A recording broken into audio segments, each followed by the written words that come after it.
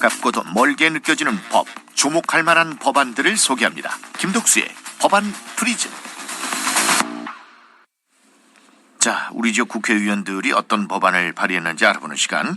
김덕수 전 국무총리 정무기획비서관 나오셨습니다. 어서 오십시오. 안녕하세요, 김덕수입니다. 정말 부지런하세요. 타고났습니다. 네, 진짜 타고난 것 같아. 아침잠 없으시죠? 네. 하루 일과를 새벽에 5시쯤 시작한다고 보면 돼요. 그러니까. 예.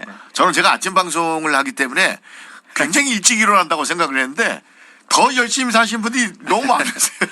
제가 국회나 정부에 있을 때 사실은 5시부터 이제 각종 자료도 보고 신문도 보고 이렇게 준비를 해서 메모도 하고 해가지고 9시 출근하기 전에 사실상 그날 할 일을 거의 정리를 해요.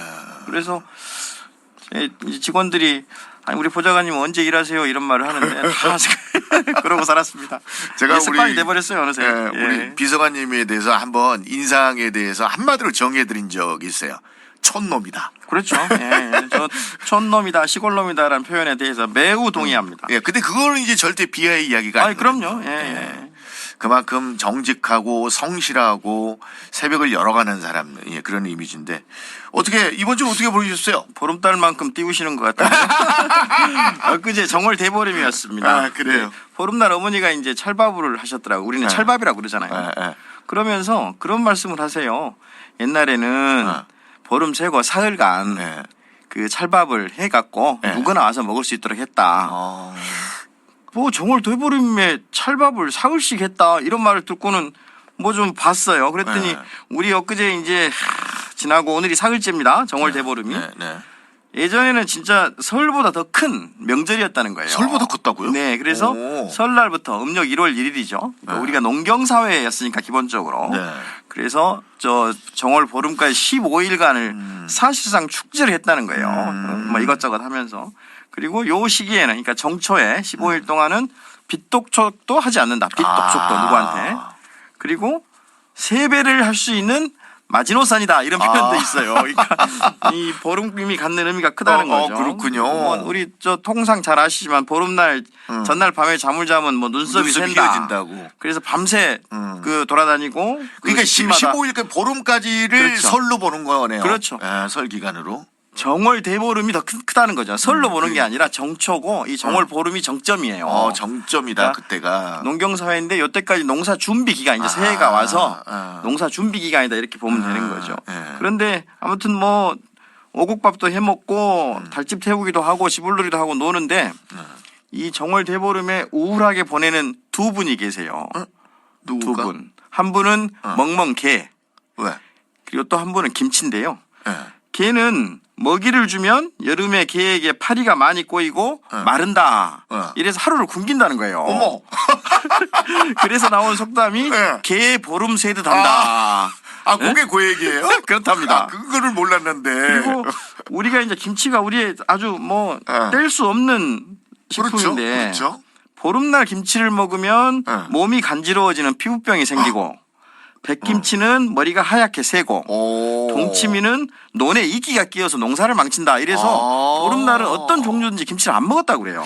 저는 그 풍습은 전혀 금시초문이에요. 그러니까요. 저희 이게 관심 갖고 봤더니 이런 재미난 일이 있습니다. 재밌네. 특히 개 보름 새듯.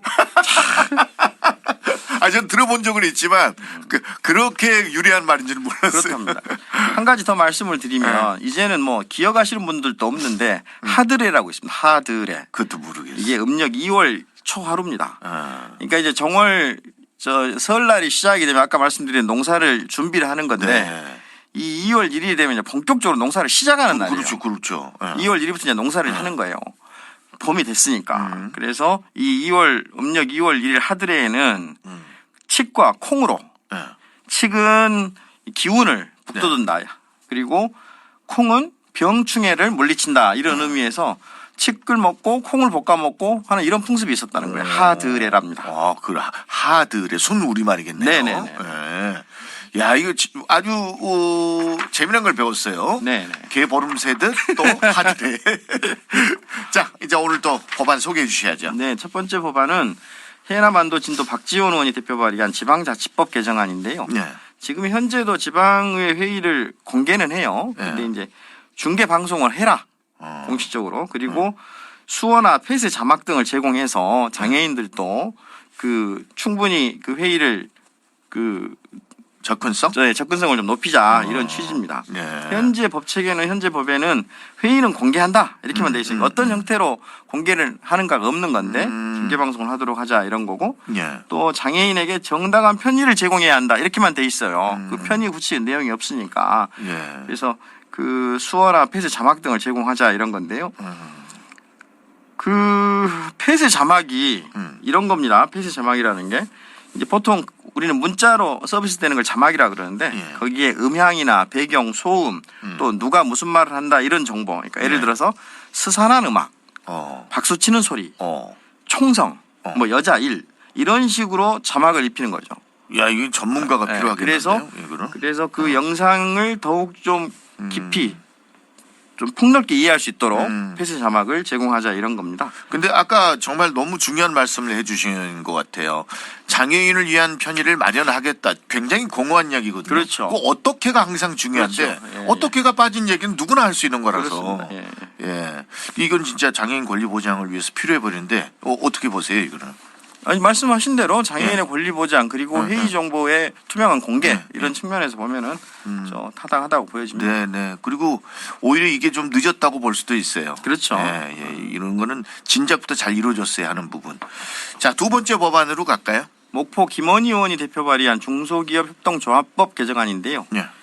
이게 이제 중소기업 협동조합이 중소기업들이 조합을 이뤄서 그 사업을 공동 사업을 하는데 중소기업이 아닌 사업자 보통 이제 대기업 이죠. 사업자와 거래 시에 거래 조건 등에 대한 협의를 요청할 수 있고 협의 요청을 받은 대기업은 정당한 사유 없이 거부할 수 없고 협의 요청에 응하지 아니할 경우에는 중소벤처기업부 장관이 조정을 해라 이런 근거를 두는 겁니다. 우리 좀 정확하게 원래는 이해가 안 가는데요. 이게 중소기업의 권리를 이제 중소기업이 약자죠. 지금 규모로 보면요, 중소기업이 전체 기업의 한 99% 이상 한 800만 개 되고요.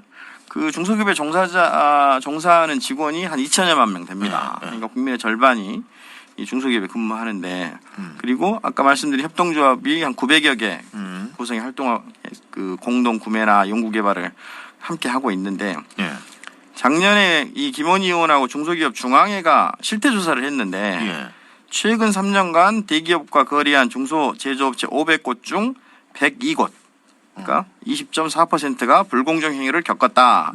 이렇게 이제 조사 결과가 나왔는데 그 2011년에 그러니까 14~15년 전에 이제 당시에는 정경련이죠. 현재는 한국경제인협회인데 그 당시에 실태 조사했을 때도 23%가 이런 불공정 그 행위를 겪었다. 그러니까 시간이 14~15년 이렇게 지났음에도 대기업하고 중소기업의 불공정한 거래 관계 이게 전혀 개선되지 않았다 이렇게 봐야 돼요 우리 사회가. 그래서 불공정 행위 유형으로 내용을 보면 가장 핵심적인 게 70% 가까이가 납품 단가를 후려친다. 부당하게 가격을 결정하고 깎고. 그런데 문제는 그럼에도 불구하고 전혀 대응하지 못하고 수용할 수밖에 없었다는 응답이 한 60% 되는 거예요. 일방적이라는 거죠.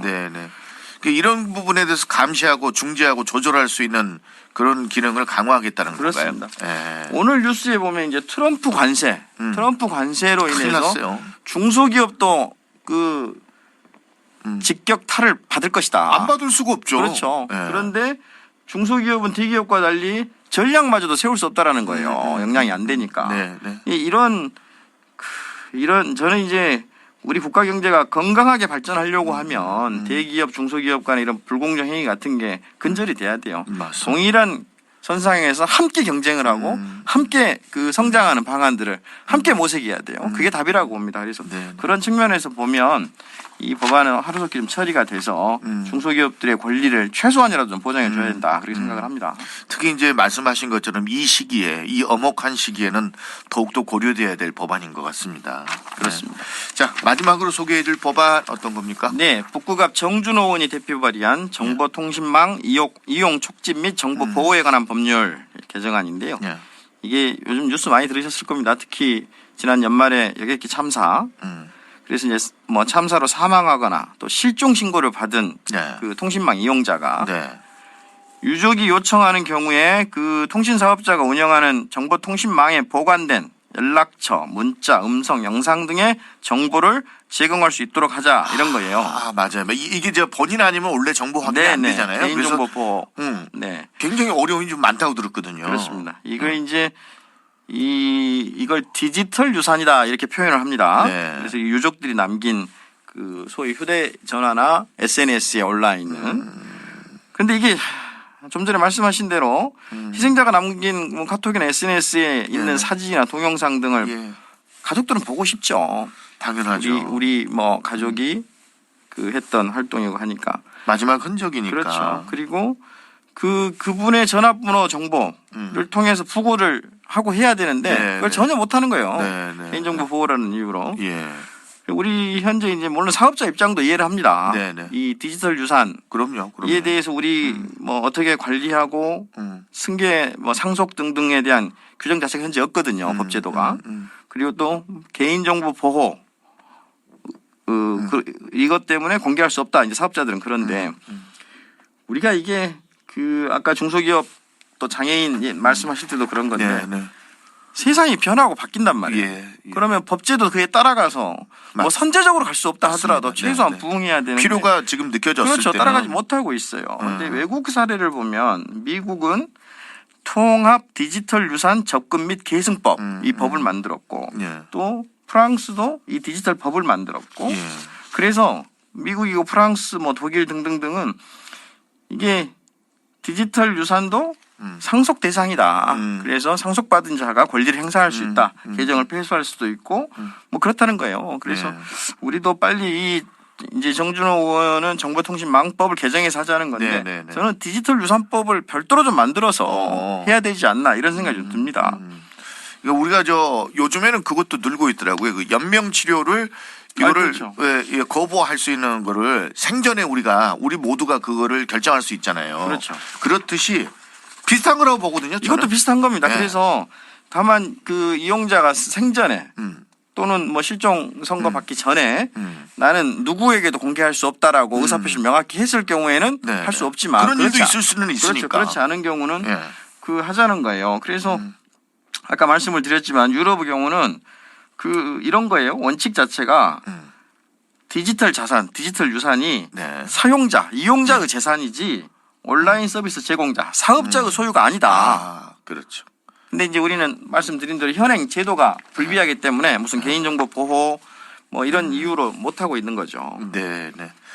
그래 이런 부분도 좀 고민돼야 될 법안 같습니다. 오늘 또 3가지 법안을 소개를 받았습니다. 고맙습니다. 네, 감사합니다. 지금까지 김덕수 전 국무총리 정무기획 비서관이었습니다.